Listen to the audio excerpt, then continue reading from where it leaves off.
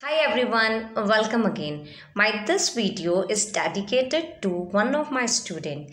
Yes, ये video मेरे एक स्टूडेंट को डेडिकेट है जिसने मुझसे ये क्वेश्चन पूछा कि मैम मैं सुनूंगी, इसको तो आप बोल दोगे कि आई विल लिसन, लेकिन मैं सुनाऊंगी इसको मैं कैसे बोलूँ।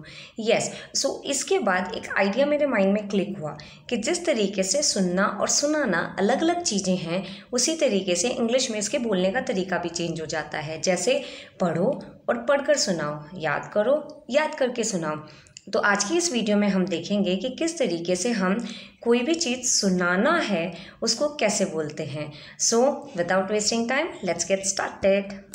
यस, सो अब हम देखेंगे कुछ ऐसे वर्ड्स जिनको हम सुनाना की जगह पे यूज़ कर सकते हैं। So first word is recite. Recite तब भी आप कुछ याद करके सुनाते हो, सो उसे हम बोलते हैं recite. Repeat allowed from your memory means याद करके सुनाना। So first example is she recited a poem. उसने पोम याद करके सुनाई, उसने कविता याद करके सुनाई। The people recited his lesson for the day. छात्र ने अपना दिन का पाठ याद करके सुनाया। सो यहाँ पे मेरी जो स्टूडेंट है उसका डाउट भी क्लियर हो जाता है। जिसने ये क्वेश्चन पूछा होता है कि मैं याद करके सुनाऊंगी, उसको हम कैसे बोलेंगे। सो यहाँ पे याद करके सुनाना, सो हम वर्ड यूज़ करेंगे recite. I will recite the answer. ये फ्यूचर के बारे में है, इसलिए हमने क्या यूज़ किया, will. I will recite the answer. Next one is tell or narrate. Tell or narrate means सुनाना। He refuse to tell the truth, यानी उसने सच सुनाने से मना कर दिया। वैसे तो आप कंफ्यूज हो रहे होंगे कि टेल का मतलब तो बोलना होता है। यस, टेल का मतलब बोलना होता है, लेकिन हम सुनाने के लिए भी इसको यूज़ करते हैं। So he refuse to tell the truth, यानी उसने सच बोलने से या सच सुनाने से मना कर दिया। I narrated the whole story to my brother. मैंने अपनी जो भी कहानी थी वो सारी अपने भाई को सुना डाली। नेक्स्ट रिकाउंट और रिलेट। रिकाउंट और रिलेट। रिकाउंट का अगर आप एक्चुअल मीनिंग देखें तो इसका मतलब होता है कि किसी भी चीज़ का ब्यौरा देना, एंड रिलेट का मतलब होता है किसी भी चीज़ को रिलेट करना, यानी उसमें संबंध देखना, रिलेशन जैसे होता है। लेकिन यहाँ पे इनका मतलब सुनाना भी होता है। So example is she recounted her picnic experience to her mother. उसने अपना जो पिकनिक का एक्सपीरियंस है, पिकनिक का जो अनुभव है, वो अपनी माँ को सुनाया।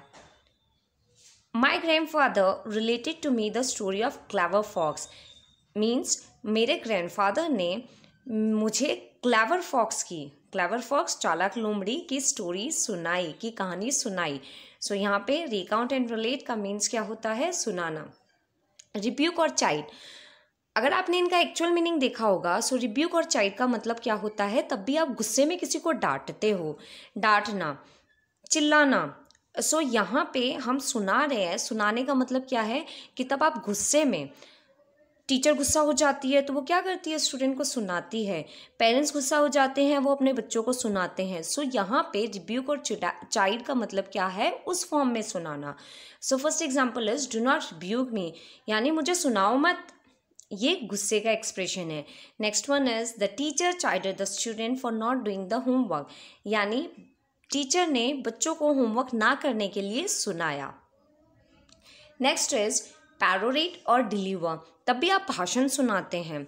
लॉन्ग स्पीच, तब भी आप लॉन्ग स्पीच सुनाते हैं, तो वहाँ पे हम मोस्टली क्या बोलते हैं कि he will deliver a speech, यानी वो भाषण देगा या भाषण सुनाएगा, राइट। सो वहाँ पे हम दो वर्ड यूज़ कर सकते हैं, one is perorate and second one is deliver. Perorate mainly क्या होता है, एक कंक्लूजन टाइप में, लॉन्ग स्पीच का तब आप कंक्लूजन सुनाते हो, सो वहाँ पे हम पैरोरेट वर्ड यूज़ करते हैं। सो पैरोरेट और डिलीवर मीन्स भाषण सुनाना या भाषण का कंक्लूजन सुनाना। Next read out. Read out and crack a joke, ये दोनों ही एक फ्रेजल वर्ब है, जिनका मतलब क्या होता है, रीड का मतलब पढ़ना होता है, एंड रीड आउट मतलब कोई भी चीज़ पढ़कर सुनाना।